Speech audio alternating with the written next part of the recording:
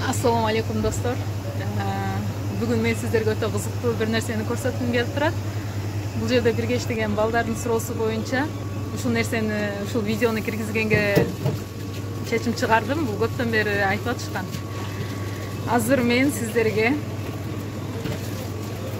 кастрюльда пыша турган оромону көрсөтүп берем. Көпчүлүк айымдарыбыз Россияда жүргөнүнө байланыштуу мант казан жок, качан кылам, кантип кылам деген ой болушу мүмкүн.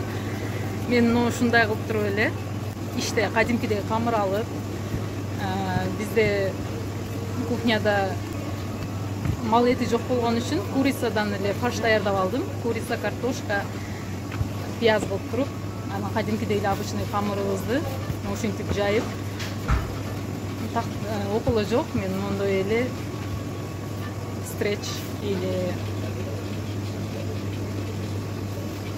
кандай десем, ошо пленкадан эле ушинтип камырды жайдым.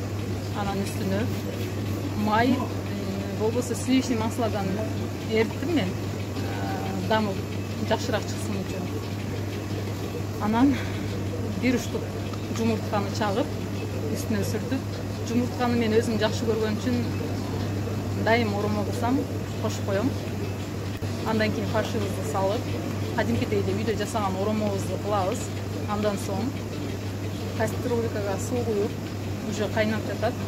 Анан ишканада тарелка, пияла жок болгон үчүн мен обычный эле кастрюльдүн крышкаларын чогултуп, крышкаларына кадимкидей ороп 20-30 мүнөттө кайнатып бышырып алам.